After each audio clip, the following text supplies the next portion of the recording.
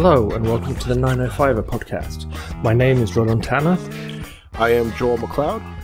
Since the start of the COVID-19 pandemic, the loss of well-known and long-standing businesses has been painfully common across our region. On November 26, one of the most notable closures yet happened in Burlington when the city's taxi service, which began operation 53 years ago, shut down for good, leaving many local services and the residents that depended on them without any immediate replacement means of transportation. That story of a long-standing business closing is already a sad one, with the loss of a significant number of jobs and vulnerable users left high and dry. But in the days that followed, it became apparent that there were more factors at work than just the inability to remain profitable. It transpired that back in April 2018, when the Mayor and Council, including Ward 2 Councillor Marianne Mead Ward, who became Mayor later that year, and Ward 5 Councillor Paul Sharman, had issued a staff direction ordering an urgent and comprehensive review of the bylaws controlling Burlington's taxi business, in light of the major changes that were being brought about then by Uber and Lyft, and especially the rules concerning ownership of taxis by employees. That report was to come back to Council by July 2018. in time to be addressed and acted upon before that year's election. But the staff report didn't come back in July 2018, or July 2019, or 20, or 21. Instead, on December the 6th of this year, an emergency session of Council saw City Manager Tim Kismiso make an extensive apology to Council for the failure of staff to have carried out their instructions. And both he and City Clerk, Kevin Arjun, stated that there were now procedural changes in place to prevent the same thing happening again. But what exactly had happened wasn't made clear. Did staff simply forget? Did the staff recommendation get deliberately buried? Was nobody properly aware of the challenges Burlington Taxi was facing until last week? Or were there people who were aware but failed to act? The answers to these questions make all the difference to our understanding of how Burlington City Hall works, along with the way other 905 City Halls operate. How can the instructions of our democratically elected officials ever simply go missing? We should note that there was no apology to Burlington Taxi and no indication of a share of culpability for the failure of the company under the old bylaw structure. Quite the opposite. The Mayor made a statement claiming that Burlington bylaws were created to protect Burlington Taxi and that, quote, closure was unrelated to the bylaw review request in 2018. Is this claim correct? Today our interview is with Scott Wallace, President of Burlington Taxi. Scott sat down with us to give us a detailed account of his side of the debate, including his direct responses to those comments made by Mayor Marianne Mead Ward, and also a comment made by Councillor Paul Sharman. It was an interview that certainly added greatly to our understanding of the timeline of what went on. Yet, as you will hear, there remain significant questions for the city to answer about how and why Council's direct instructions could simply be ignored. I'd like to thank Scott Wallace, the CEO and President of Burlington Taxi, for coming on to the podcast today to talk about the recent news in terms of one of Burlington's biggest, well, I'm going to say the largest taxi cab service in the population. Scott, thanks for coming on to the podcast today. Oh, welcome, guys. Thanks for having me on. Let's dive right into it. Can you give us a kind of what was your decision? What led up to the decision for you to announce that you're closing operations on November 24th? Well, it's been something in the sense of, I say a long time coming. It's not a long time coming and trying to close the business, but I mean, the business has changed over the years and it's a little complicated the way we run our operation. But for the last, even pre-COVID, a lot of people look at the Uber effect, which happened, started happening in 2016 or whenever it was around here. How it impacted the industry, and everybody saw that as the demise of the taxi industry, which it really wasn't. It was just an adjustment in the transportation networks. But that started happening, and over the last few years, we've had a number of things that have just been having a big impact in the industry outside of Uber, which is one of them has been insurance, which is a huge problem in our industry, and it continues to be a huge problem in our industry where it's been difficult to get insurance, where our rates have gone from anywhere from, a few years ago, I'd be paying $4,000 or $5,000 per car for liability insurance. And today, you're upwards of $18,000 to $20,000 all in the last couple of years.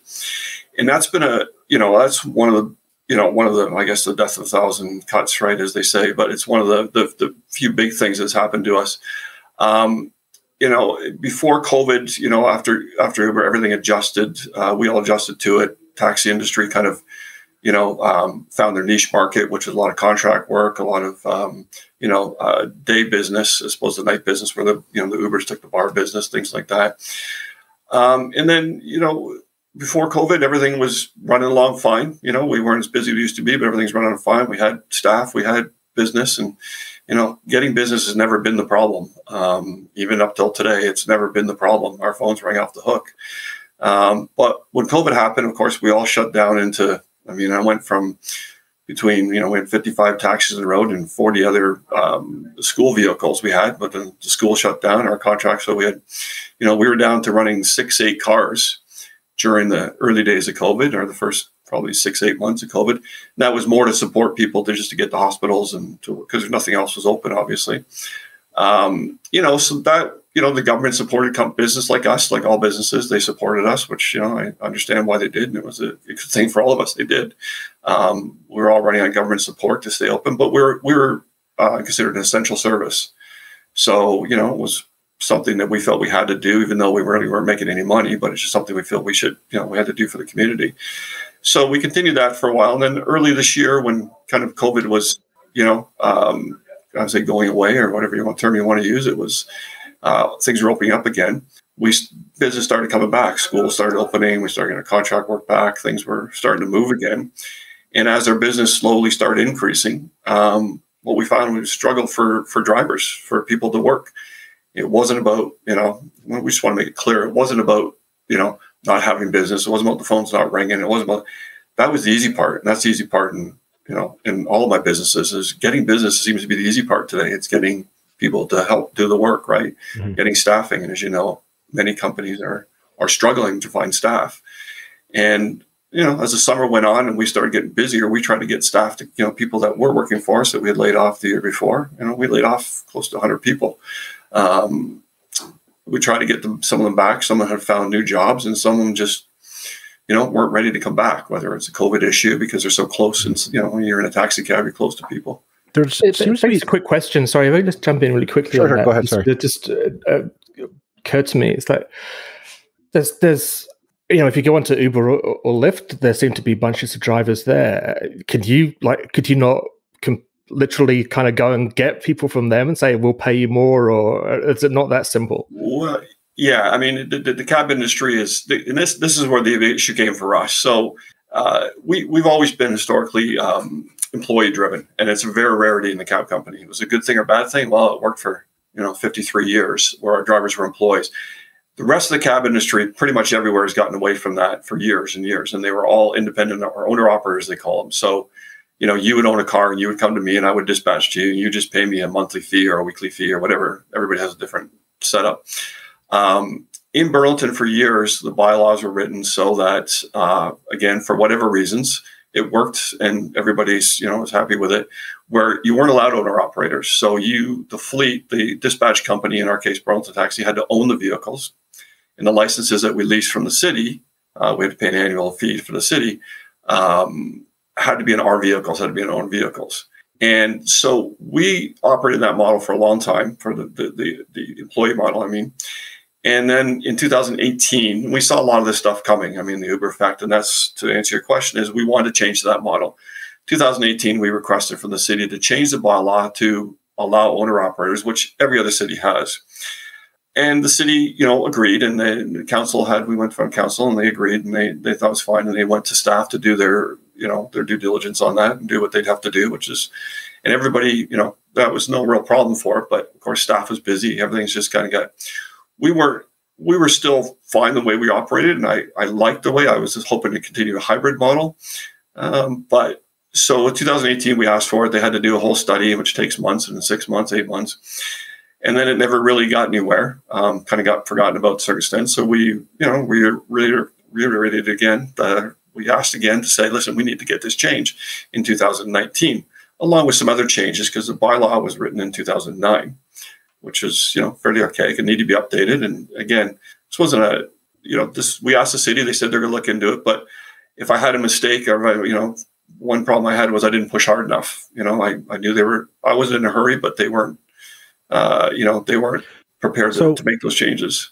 So Scott, so just so our listeners are clear, so in 2018, you go to the city to request this bylaw change to allow you to restructure your business, right, to allow owner operators, and you have a contract with them essentially. Mm-hmm.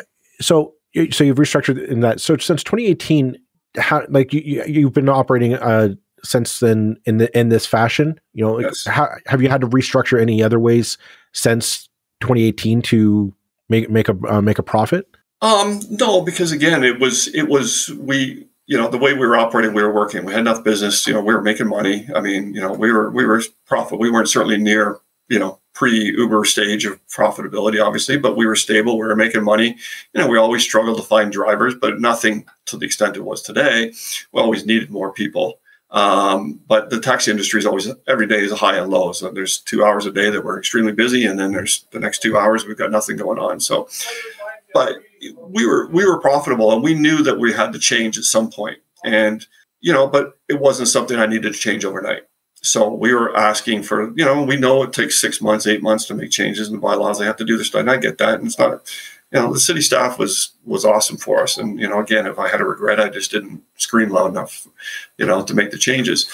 And then 2019 asked, and they said they were going to do it. They're going to look at it again. And then it got put off, again. I mean, I wasn't jumping up and down on them, but then COVID happened. And then, of course, everything just shut down. Nobody was working. Nobody was doing anything. And the story that's been sort of out there on Twitter to an extent, and I think maybe in some of the other sort of Burlington websites and things, is that after 2018, City Hall simply forgot, and that there was a direction in 2018, and then nothing happened. And that's not actually what you're saying. You're saying you had ongoing dialogue with the city over the last 3-4 years. Well, we had, yeah, you're right. We did. So we had the council told staff to go and review it and do what they have to do. And then so I had meetings with staff. This is what we want to change, and there was a bunch of different things we wanted to change. There was a list of 10 or dozen things that we asked for changes. But so if you're meeting with City Hall staff between 2018 and 2020, do you know what happened? Why City Hall staff never put? Because there's this story about, apparently there was this directive by council in 2018 to direct city staff, go examine bylaws. All right. Let's learn how to update them to make this service better serve Burlington citizens. And then, as Roland said, the understanding is, the story coming out from certain people is, it just dropped off. You're saying, no, you were having conversations with City Hall all this time.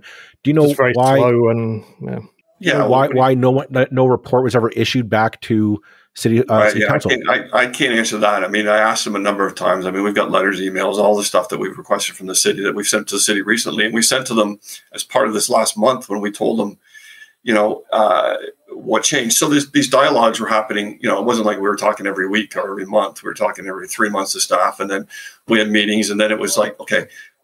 And in the staff's defense and everybody's defense, I mean, they're just really busy. And again, I should have pushed harder. I should have jumped up and down, yelled and screamed, and I probably would have got it back then. And that's one of the regrets I have.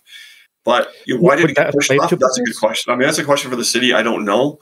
Right. I know they're just, they was busy, and they would tell me that. And, we had a good relationship with the city and the staff. We always, we did our job. We followed the rules, and they were happy with us, right? We were, we just weren't a problem for them. Where, like towns like Oakville have a full-time bylaw person for taxis, whereas City of Burlington, I barely even know who they are, right? Because everything just worked well.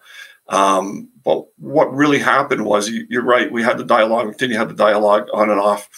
2020 came, COVID came, everything just kind of shut down. No one thought about it. So when this past summer, when we started getting busier again, and I assumed, okay, we're going to get this change. We got these changes got to be made. What happened in October, mid-October, was insurance problems came around. My insurance is due on the end of November. I was told, and we don't get much notice with insurance companies, that my insurance rates were going to go up significantly. And it was at that point I had already said to myself, we'd already decided that I was looking to get out of the business. The business, what we knew from the business was the way we operated, even with an owner-operated model to a certain extent, it had to be a regional model. Like having the overhead we have for such a smaller company just didn't make, it just wasn't going to be financially. It would have been fine if I could find people, but I was struggling to find people. So we were looking at, selling the business and getting out of the business and looking for something different. And we had approached a number of companies to look at it. And, because the businesses weren't, taxi industry wasn't, because we were struggling not to find people. I mean, people were trying to take advantage of the fact that we just were struggling to find people. And we knew that the only way that we could make it sellable or someone else would want to be interested in it if they had owner operators. Insurance, mid-October, the insurance company came back and said, we want this exorbitant amount of money. And I was like, there's no way I'm going to pay, I can't afford to pay that because I can't find people to work. And again, my phone's ringing off the hook. I was struggling. We were spending tons of thousands of dollars a month trying to find people. We just couldn't find anybody to work. So in first of November, I went to the city and I said, listen, all these changes I've asked for the last 3 years, almost 4 years now, I need one change, and I need this change. I need it done quickly because my insurance is due at the end of the month. I'm not going to be paying that. I'm not making money right at this point because of lack of employees. I'm looking at an acquisition for another company. It's going to be a regional company. They're going to be a regional call center. They're not going to have the overheads we have. And we need to make this change, have a continuity in service. I assumed, and I talked to the counselors, they were all green. They thought, that's fine. But they came back for the first couple of weeks. They were looking into it, and they were going to make those changes. Look at making that change because that's the only change I asked that I needed in a hurry to make the company, someone want to acquire the company. And they came back the week before and said, no, they can't do it. They can't do it in time. It's going to take time. You have to review the bylaws, which kind of surprised me because I continued to tell them, listen, right, I'm not going to continue operating this business a loss and then paying exorbitant insurance rate, right? So I just want to. So you're talking with city council, and they say they can't fix these bylaws in time. However, I find it interesting is since you announced you were closing shop, they've since been able to come out, and now they've got an agreement with Blue Line Taxi in Hamilton to come in and service Burlington. And I'm not going to get into details. But I'm not getting into details of that. But I find it incredibly fast how quickly City Council was able to move on this to get this arrangement in place. And now you're telling me that you were for 3 years going back and forth with City Council and city staff trying to work out all this stuff, and they couldn't get this done. But and all of a sudden, City Council could get this done within a month, less than a month from you saying, "Well, we're closing the doors." What's your takeaway on that? Well, it's very frustrating. I mean, that's probably the biggest. I was shocked in the first place that they wouldn't be able to accommodate that. I mean, no matter what anybody says, I think that there's no way the council couldn't make changes that they need to make because we're an essential service. I mean, there's it broke our hearts to do this because there's seniors that couldn't get to appointments. There's kids who couldn't get to special needs kids who need to get to school. We do a lot of public transportation stuff. We do a lot of services. We do a lot of community work that we give free transportation to people that need to get special places every day. And I reiterated to the council once they came back to me. And I told them in the beginning that we have to continue the service and we want to have a continuity of service, but I didn't expect the insurance rates to get so high. I didn't expect all this stuff to happen in the last 6 weeks, previous 6 weeks to November 30th. So we need to have this change. And it's one of the, it's only one of the many, many bylaw changes I've been asking for a number of years. And I told them the repercussions of this. And, a few weeks later, they came back and whatever reasons, legal, whoever told them they couldn't do it, they couldn't do it. They told me they couldn't. A week later, they had a special meeting and they made the changes that I requested. And so the outcome has been that the Blue Line taxis from Hamilton are now going to have an owner-operated based business in Burlington. And there'll be others, I'm sure. Which is exactly what you asked for. Yeah, that's exactly what I asked for. And the mayor made a statement last week. Now, this has all been somewhat superseded by events, but the mayor made a statement on November the 24th that the old bylaws were written to protect Burlington Taxi and that closure was unrelated to the bylaw review request in 2018. And you reacted fairly strongly to that.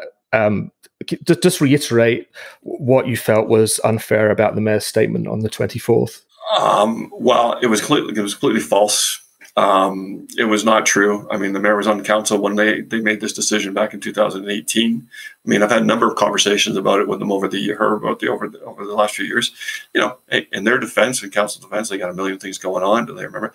But to say that the bylaws are written in 2009. The City of Burlington hired a consulting firm, BMA, I believe it was called, hired a consulting firm to review the taxi industry and rewrite the bylaws for 2009, because before that they were probably written in the 1990s.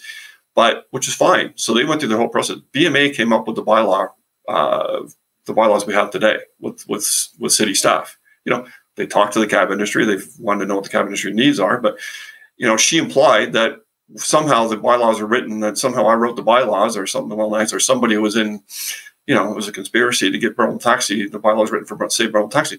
We were arguing against those bylaws from day one. Like, we had many problems with the 2009 bylaw, but they were put through anyways. You know, and they also made a decision at that point not to allow owner operators. Yeah, and was that? Do you know the reasoning for that back then? I think that a lot of the reasoning was at the time. I mean, the cab industry is an interesting business, and some of my colleagues in the business don't agree with me sometimes. But a lot of the stuff at the time it's all about plate values. The taxi industry is all about these taxi plate values. In New York City, they were selling for $800,000 US for a taxi plate, which, from a business perspective, makes no sense. So everybody was allowed to. So you guys could go put your name in a list in any town, you know, back then, and put your name in a list and get a taxi plate when they were increasing the plates by the generally by the population volume or the economics of the city at the time. The next guy on the list would get a plate. It doesn't matter who he is. He has nothing to do with the cab industry. You got a plate. Now you own a plate. So what you would do is just, you know, continue to do what you're doing your regular workday, but you would lease the plate to somebody else, and he would put it on a car. So, you know, you were making, you know, it shouldn't have been that way, and it never should have been that way. Now, Uber changed that, so plate values are pretty much worth nothing. But Burlington, whatever their, you know, what the wisdom was back then, is to not make the plates transferable, which means I could never sell a plate to, in every other city, I could sell a plate to you for whatever the market value was. In Burlington, it was set up so there was the value. This plate had to go back to the city. If I wanted to get rid of them, I'd rather have to get approval from the city to sell it, right? Or it goes back to them. And that's whatever their logic was. I don't know in 2009. You know, not that I disagree with the time. It didn't bother me at the time. There's other cab companies at the time, you know, that continued at the time, but in 2009. So if you want to argue about what the bylaws were in 2009, they're written for us. I can go through half of them and tell you that I disagreed with half of them, and that's all on record too. And the ultimate outcome now is that Blue Line are coming in. I mean, basically what's happened is you would have had an opportunity to sell your business to Blue Line, and now Blue Line hasn't had to buy your business because you're already out of the picture. Yeah, and it was another company that was actually looking at acquiring our business. And, you know, the point is, again, because the cab industry, and this is what I was trying to explain to the city and everybody, cab industry now is changed. The cab industry will be around for a long, long time. There's no question about the cab industry it's a niche market, and it's this, you know, city needs it. The public needs a fixed rate transportation industry. I mean, the seniors out there can't pay $12 to go to the doctors, and then if it snows outside, have to pay $45 for a surcharge to get home. They just can't afford that, right? They have to know what's going to cost them. So the cab industry will be here for a long time, but it has to be regional. So my options of trying to, you know, I have other business interests, and I've been doing it for 53 years, and I know that even operating as an owner operator at some point, you know, you can still make a go of it and stuff, but we're just small. And it was time for me to move on. And, you know, and then of course the insurance stuff came up and everything else. But so we had few people to go to, and we asked around trying to make people like, you know, you're interested in buying, you're interested in acquiring us. And I was making a deal with the Hamilton Cab at the time, which was part of that deal was, you know, they were just going to continue the service. They would actually continue the employee model for a short time, you know, whether it be a year or whatever, as they migrate on. But they needed assurances, and this is part of what I was asking for. All we needed from assurances from the city that they would be able to go owner operator within a number of months. And that's what we were asking for. And I said, listen, this decision has to be made. They need assurances in order the deal to happen by November 30th because of my insurance premiums were due. And that's all they had to do. And they said, no, they can't do it in time. 2 weeks later, they did it anyways, which, you know, I guess to say that we were upset. We're very upset. We're insulted. We were, you know, we've been a big community company for that was kind of my next question. Like, do you think that Burlington City Council did its job in regards to this particular file? It's not so much, I don't want to sit here and blame council. I mean, I know some of the councilors. I know, they've got a lot going on. I think that I wouldn't say it's city council so much. I don't think that within the city, some people made some decisions wherever gave the council some advice that I think was the wrong advice. And I don't think anybody was heeding our warnings of, listen, we need a continuity service. People need to get, there's people out there relying on us every day to get from point A to point B. And I don't know how many times I had to tell them, like, listen, we have, November 30th is a deadline for me. And in order to make this to work, if you're not going to guarantee, if we're going to have to sit here for 6 months and argue about owner operators, then I can't make this work. And I couldn't get they wouldn't give me an answer. They wouldn't say they couldn't do it time. I'm just looking at the memo here that you shared on your Twitter account, which is a memo from former Mayor Rick Goldring in April 2018. Mm-hmm. And he, this was the basis of the staff direction at that point, which was to review and consider the request to allow taxi license to be affixed to a vehicle owned by a third party. So that's the owner-operator model you're talking about. And report back in July 2018. So 3 months later. This is a direct order, if you like, from council to staff to do something and to do it by a date. That didn't happen. Not only did that not happen, but it didn't happen 6 months later. It didn't happen a year later. Now, I mean, there's a sort of technical point that when a council changes, an old council can't bind a new council to do something. So staff instructions from pre-2018 don't carry over necessarily in a technical sense, but in a practical sense, obviously there needs to be continuity from council to council. So it seems like, regardless of the bigger picture of this, in order to do something quickly from the mayor and council got totally ignored. So there's a distinction between staff and council here, isn't there? The council back then was trying to do the right thing, and then the institution of government that we call the City Hall did something else. So it's an interesting thing, and I think it really, it's like, if staff are not doing what council tells them to do, then what else are they supposed to be doing? It's very interesting. Yeah, I mean, I don't want to throw the staff under the bus here by any means. They're as they would tell you all the time, they're busy, they're understaffed, they got a million things going. I get it, and again, I regret if I had to regret it. I didn't push them hard enough. I wasn't the squeaky wheel, right? I was trying to do this in a professional manner and taking my, I knew I didn't need it tomorrow. I knew everything had to go on. I should have been jumping up that long ago. Did they, I think that based on all the conversations I've had with a number of people, over the last week or two, particularly the city and stuff, I think one of the things that is maybe something will good come out of it. I mean, it sucks for me and it sucks for all my drivers and people that are going to continue to lost their jobs. But, that they're going to look at these things and take these things seriously, have a process in place, a better process in place to deal with things like this. Because you're right, it clearly got, how many of them got dropped off the, Well, yeah. How often does this happen with staff directions? Yeah. And I mean, I'll tell you that my suspicion is it happens quite often. No, I would imagine. And it's not necessarily that it's not that balls get dropped per se. Balls get taken out to the long grass and hidden. Exactly. Exactly. And it's this is not a Burlington issue. This is a way our city halls operate in Ontario problem. I just wanted to address, the question of insurance. Now, we all moan about insurance costs in this province, which are, incredible.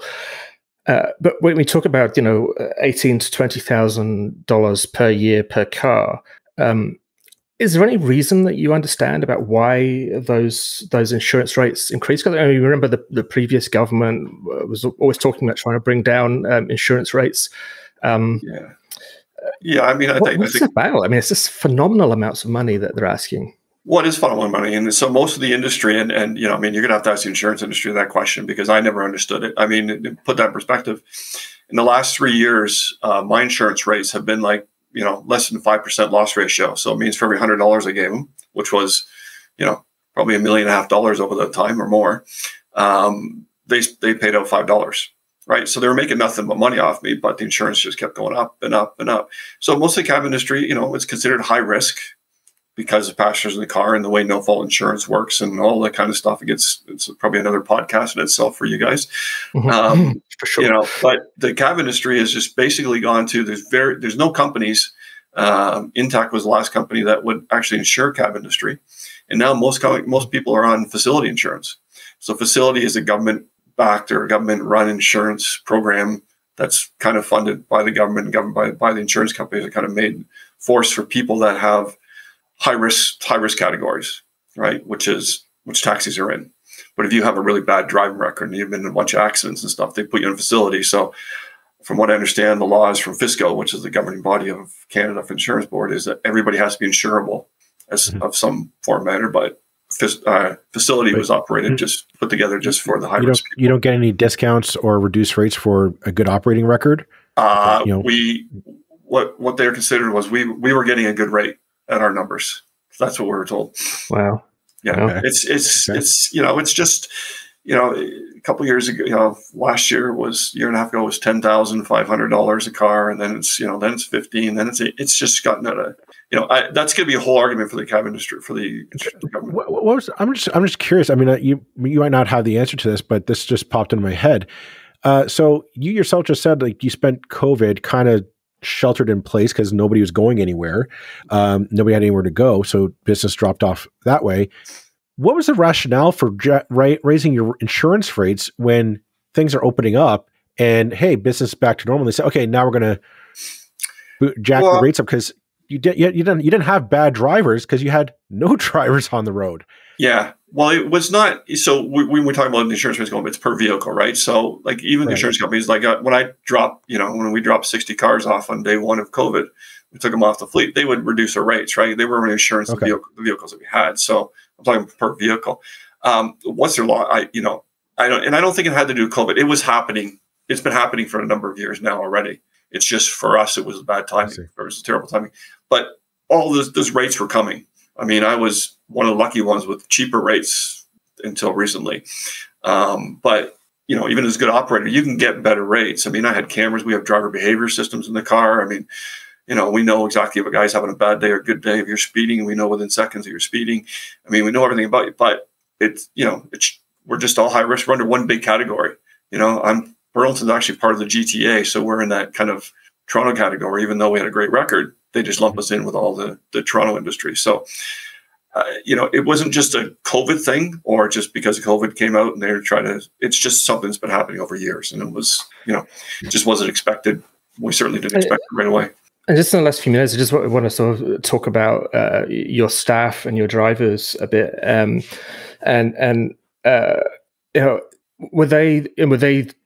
Were your drivers employees, or do you sort of contract them? No, they were employees. They were all employees. Yeah, they're employees. So it's, because with the city bylaws, if you have to own the car, if you lease a license, so the fleet had to own the car. And because of labor rules, I mean, we would like them to be independent contractors, but the way labor rules are that if we own most of the tools, which in our case was the vehicle and the license, then they have to be considered employees, right? So if they're owner-operators, they'd be considered independent contractors. I mean, are those guys going to be able to pick up work now with the new company coming in, do you think? Or do you think, what's their position now? Are they just out of work? Well, it was unfortunate because I don't know, 3 weeks ago maybe or whatever, the week before we were told by the city that it couldn't change the bylaws. We had made the deal with the other company. We made the deal that they would continue on as they were as employees for the time being. So they were all going to continue with their jobs. And they were disappointed that, we weren't going to be there. We've been around with a lot of these people have been around with me 25, 30 years, a number of them. But, we had 280 people working for us 4 years ago in our fleet. We were down to maybe 35 by the time that's how the situation went.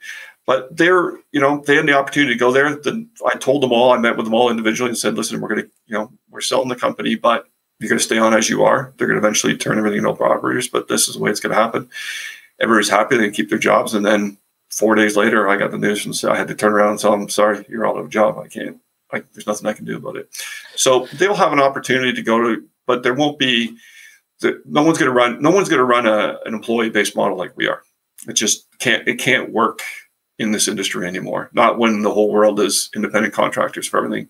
You can't pay workers' comp and CPP and EI and all that stuff.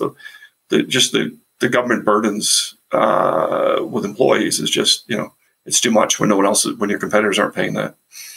Do you think the city would have acted more quickly if you'd made more of a stink before? I mean, you kind of already addressed this to an extent, but I mean, ultimately, this became a big story. They've been embarrassed in the media, and that got them moving. Do you think if you managed to sort of embarrass them a couple of months ago, it might have had a happier outcome here?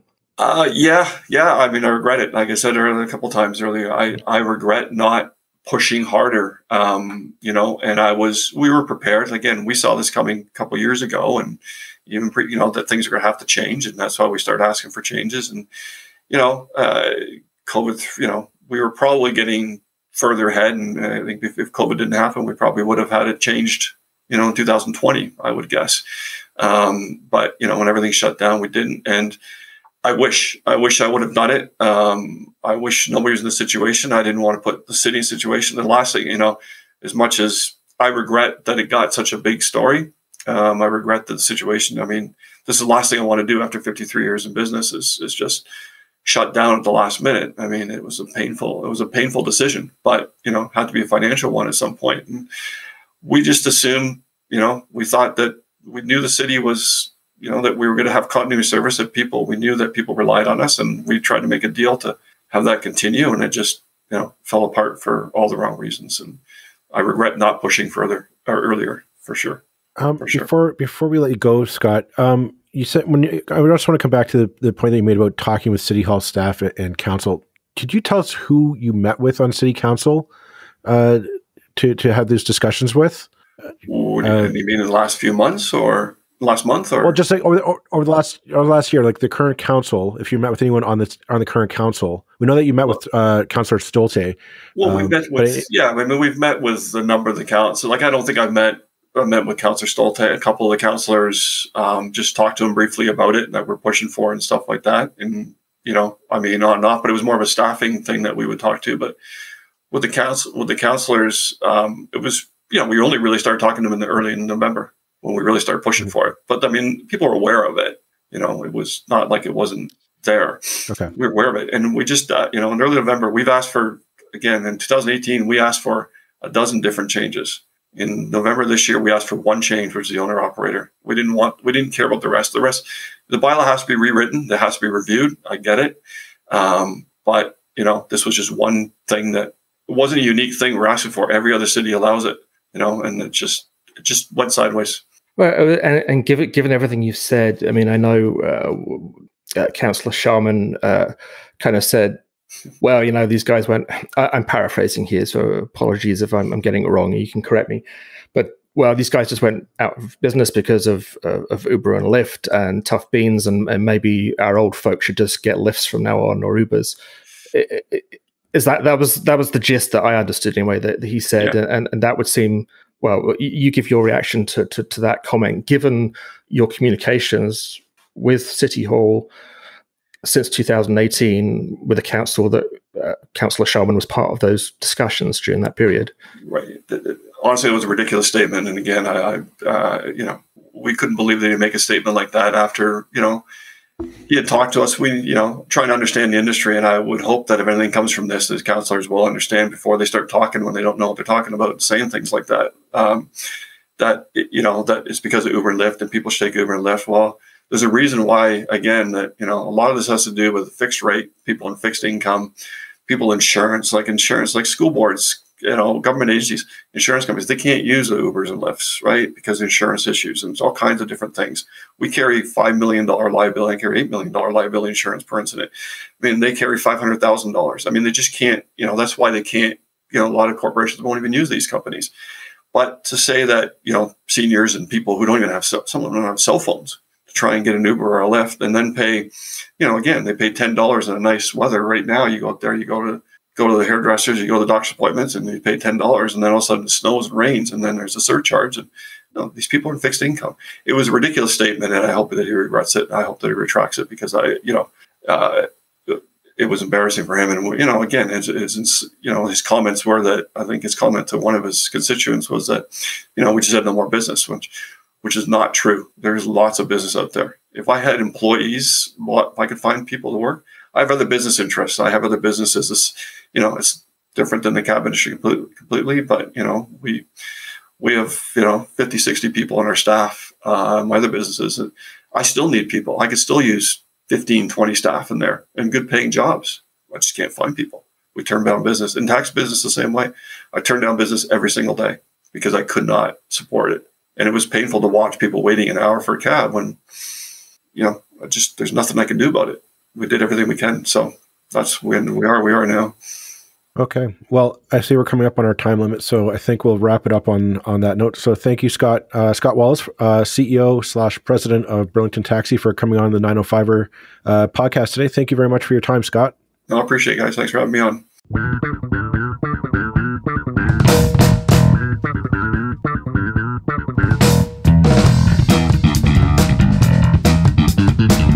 That's it for this episode of the 905er. Thank you for listening. As always, you can send us your feedback, thoughts, and concerns or ideas for future episodes to our email, info@905er.ca. We'd love to hear from you.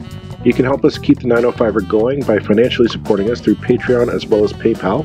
Visit us at 905er.ca and click on the support tab. As well, links are in the show notes for your convenience. Lastly, you can find us on social media. Search for _905er on Facebook, Twitter, Instagram, and LinkedIn. So long for now. See you next time.